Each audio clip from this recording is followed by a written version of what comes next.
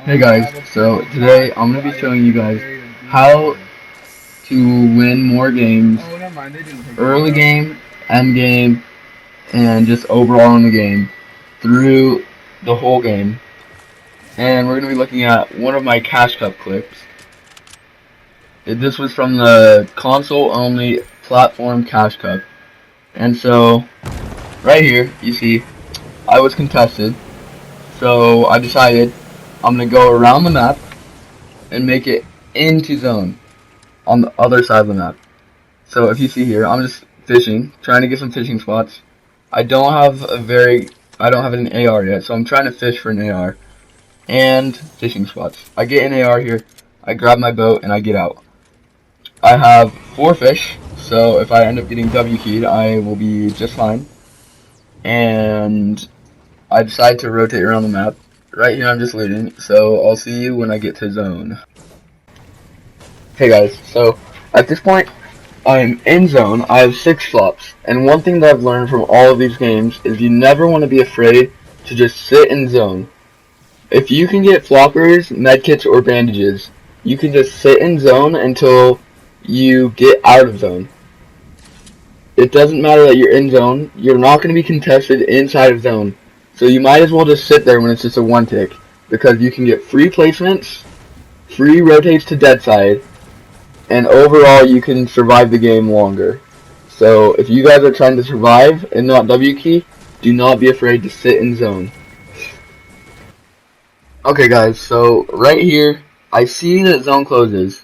Dead side is all the way over there. Usually, everybody would tell you you want to be on the dead side. But this game, I'm not trying to key anybody, so I would want to be on dead side. But I am not able to get to that side this game because it is all the way across the map. So at this point, I'm deciding, okay, where do I want to box up? Where is there not many people contesting? So I see something that I need, like, desperately. I see these crash pads. I grab the crash pads and I book it to the mountain where I'm going to box up. And I will see you guys when I box there and tell you my thought process once I'm there. So, now that I boxed on this mountain, I knew that there was nobody really boxing near me on this side. So even though it wasn't necessarily the most dead side, I found the spot on the congested side where there were the least amount of people boxing. So I decide, I know the zone moves, so I decide that I need to go straight over the zone. And there's some people pressuring me from up on the right here. So I decide to drop down, take your natural cover. Always look for natural cover when you're trying to rotate. It saves you mats, and unlike building, nobody can break the natural cover, so you will be able to survive the whole time. It'll help you win games, stay alive, and overall, it will win you way more games. Get free rotates using natural cover. Now, if you are going to play full placement, you don't want to shoot at people unless you see them trying to heal or them trying to play defensively. If they're just running around the map pushing people, you never want to try and key / shoot at people from inside of your box, because the more that you shoot, the more attention that you're bringing to yourself. So if you are playing full placement, you never want to shoot at anybody else, because they will end up W keying you and could fully grief your game. So just try not to shoot at people unless it's absolutely necessary. So right here I noticed that somebody boxes on top of me. Don't know why I danced there. I accidentally pressed my emote button. But right here, I'm just looking around, making sure that they're not going to key me. And once I know they're not going to key me, I start to try and get a little bit of piece control on top of me so that I can get somewhat control of the fight. So I may not have done this here, but what you're going to want to do is any of the walls that they didn't place up there, you're going to want to place with your own walls. You're going to want to put pyramids down. You're going to want to do everything you can to have an advantage if they decide to push you. So you're going to want to have walls, have pyramids, have floors, have stairs. Make sure everything around you is yours so that they can't just steal your wall or have your wall and just instantly edit on you. Nice. So, what I notice here is I get a max distance pull. That's never a good sign. Farthest zone pull that I possibly could. That supply drop down there could be something that could save me, but also could be something that kills me. So I decided not to go for that supply because I don't have anything that I could use for that. One thing that you can do in these situations is just wait. This is what I do here. I wait for somebody to pad. You always want to wait. It doesn't matter. If you don't get zoned that far away, you're going to want to pad. You always want to have crash pads as a second option just in case nobody pads. But at this point, I have to go up a mountain.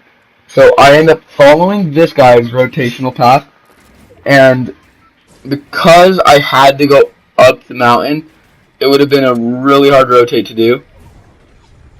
But right here, I decide to go follow this dude up the mountain, make it to his launch pad, and I'll launch across. I decide to land on their builds across the map as far into half and half as I can get. And since I do that, I am on the most dead side of zone that I can possibly get. And nobody is on me / trying to kill me since I'm not congested on this side of half and half. So right here I'm just scoping out around me, making sure there's no free kills that I could take, and trying to just survive. Right here I decide I'm going to crash pad to the next zone. So I notice that I got zoned. I put down a stair in my box so that I can put down my crash pad. You always want to crash pad off of a stair. And in just a second, you're going to see the importance of knowing all of your surroundings, knowing where you want to land with your crash pad, knowing how to get impact frags. And in just a second, I'm going to show you guys a really great secret for getting impact frags. Even if it's not a super stacked lobby, this works in stacked lobbies, not super stacked lobbies. This works in every kind of lobby that you get. So right here, I'm sitting here, I'm on about 500 mats, which is not enough to win the game yet. So I'm going to start looking for an easy impact frag if I can get one.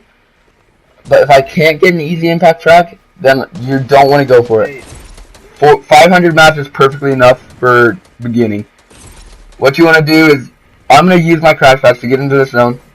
I'm using this free rotate, boxing every time that I have to wait for zone to keep pulling forward. I come out of right here. I decide to box. This guy above me is actually on high ground. I noticed that. You always want to be aware of where high ground is and where your low ground is. At this point in the game, you always want to be looking for frags. I hit that guy for 70, but you never want to push anything like that. Right here. Let's go. Watch this clip. Watch it back. He boxes next to me. You always want to be watching for that. Because I noticed that he boxed next to me, I got a free kill, and it gave me an extra 260 mats.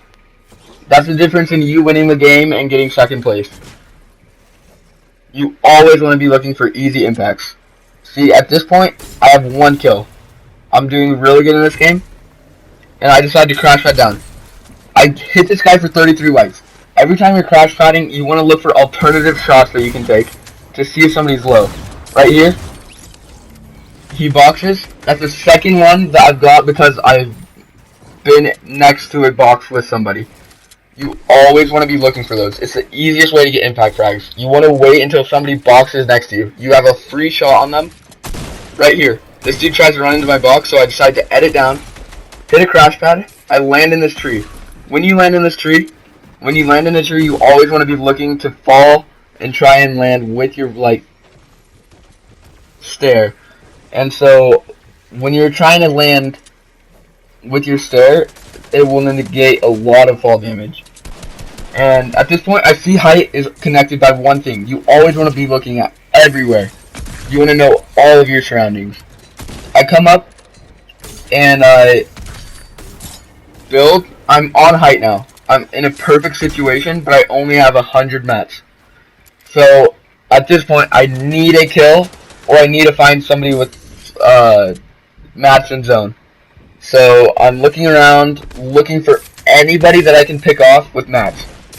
So right here, I see him die, but this guy decides not to go for his mats. I have floppers, so I can go into zone and take his mats. I drop down. You want to be looking for crash pads, any sort of shockwave launcher, grappler, whenever you find a kill like that. And so what I do here is I notice I don't have many mats. I drop onto low ground because I need the kill. So I drop one more time. I quickly drop on him, kill him with my AR. I box, grab his mats, I get his crash pads, and right here, biggest part of knowing your loadout and knowing everything.